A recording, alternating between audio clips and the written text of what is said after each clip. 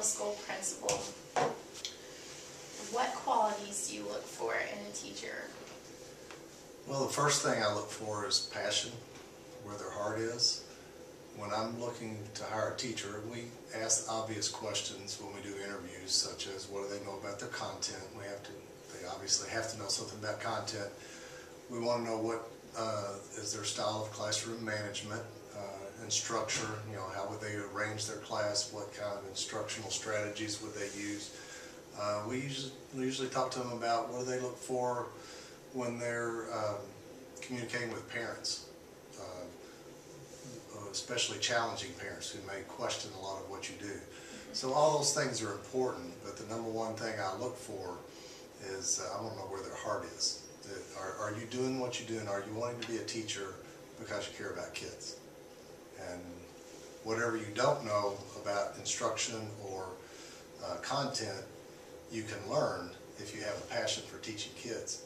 But if you know content and instructional strategies backwards and forwards, and you don't have a passion for kids, you don't truly love kids, you're not going to be very effective. So that's the first thing I look for, is their passion. All right, so what do you think is an effective teacher? What is your role? I think the teacher's role is to facilitate learning in the classroom. So a model that a lot of us are familiar with when we were in school was that the teacher would stand at the front of the classroom and give us information, and we would take notes and write things down, and then we would have to spit that back on a homework assignment or a test or a quiz or a project or something. And not a lot of projects, mostly homework assignments. And I think that's not the most effective role of a teacher.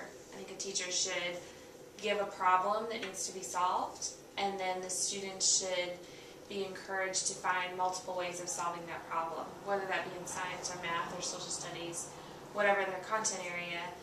They should have learning goals presented by the teacher, and they should have a problem that the teacher gives them to solve, and then the teacher should facilitate them working through that problem.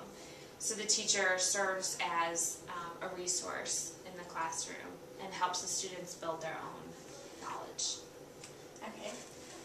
And what kind of classroom environment do you think is most effective? I use different arrangements depending on the activities that I'm doing. So there are times when I do need to present information, and I do that as a mini lesson during class, at the beginning of class or maybe in the middle, and I'll have the kids in rows looking towards the front of the classroom where I'm writing on the chalkboard or on the projector. But the majority of my classroom is built around small groups, and so the kids will work in a group of 4 or 5 students, and I find that to be really effective because they're taking control of their own learning. So they're having to learn cooperatively, they're having to budget their time, make sure they're working through the problem, and then it also encourages them to be able to explain how and why things work the way they do. They have to teach each other. If one person in the group doesn't know, the other people in the group have to help that person. So for me, that's a really effective way for kids to learn. But there's a time and a place for other arrangements as well. Okay. What are the best teaching methods? Well, I think, again, it depends on what you're trying to do in your classroom, but encouraging the small group interaction is important. Presenting information in a variety of ways, so a lot of different access points to the problem. In math, we work with manipulatives a lot, so we work with things like algebra tiles or number cubes or just different things that the kids can build and touch and create. We do a lot of project-based learning, so then at the end of a unit they have to apply what they've learned in a certain way. In a language arts classroom, that could be, you know, a final draft of a paper or a poem. In a math class, it might look like a creation of some sort of project. We do art tessellation projects and things like that. But some kind of cumulative assessment at the end. I guess they call it a summative assessment at the end.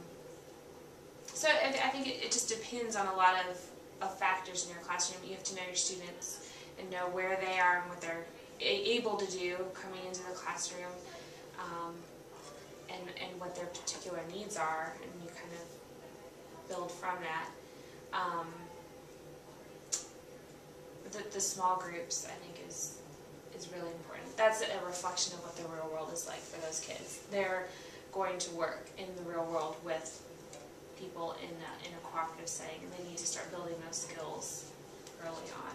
How should effective teachers approach curriculum? Well, that's what, when you were asking the other question, I sort of thought it was similar. Approach it as in, how do you teach it? See, that's where I came up with that again. Or what you teach. Both. A little bit of both. Okay. Well, what I teach is dictated by the state and the district, okay? And in science, it's all labs. So we are really working to introduce students to the concept through kinetic, which is, doing labs, kinesthetic, doing labs, that type of thing. Or we're following up with it, and so I don't know. I think the main thing is that the teacher does lots and lots of professional development, so that they're always on top of what is the current best thinking for helping the kids. I know the science. I've been teaching it now for a few years. But that doesn't mean I always know the best way to present it to the kids. And every time I go to new professional development, I learn something new. It's a new way to approach it. Another teacher has another idea of teaching the same thing that makes it better. And so always with my curriculum, I think that you need to do lots of times. You never know it all.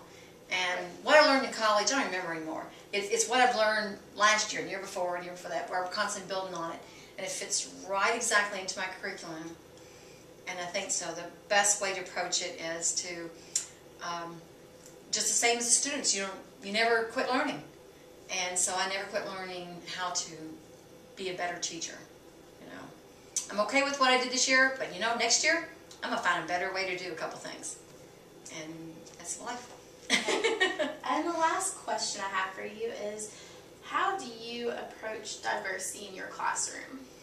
Okay. I think that's sometimes hard to have high expectations for everybody, and within the room you have lots of different speeds at which students catch on to things. And so I think the best thing to do is I grade the students' work. I look at their science notebook every Friday, okay? And when I do it in what's called mastery learning. And mastery learning is, if you're not familiar with it, or if you have, that I want this. I check it, but I don't mark it wrong. I tell the students, I look at their work, I see where their thinking is not right. I'll ask them questions, and then have them reteach them, and do a quick little reteaching, okay? So that the students then learn it. And I'll tell them, I say, okay, I'm going to be back as soon as I grade a couple more notebooks, and I'll come back. I'll tell them to raise their hand when they're done, or when I'm done with all the notebooks, then I'll go back and fix all the grades that needed some editing, so the students need some work. And so that accommodates diversity. Diversity in learning styles, diversity in people's experiences. Those students who caught it and are done and they have it and they've gone ahead, I have assignment on the board that they can go ahead and move on to. So there's no downtime. Those who have not quite caught it yet are redoing it while I'm in the classroom there.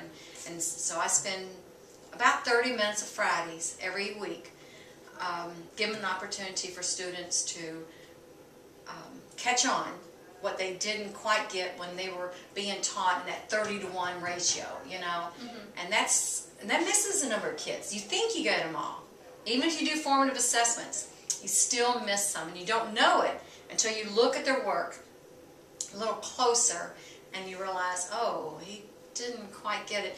But instead of me marking it wrong, I give them the opportunity to fix it. And because of that, they have a good attitude about science.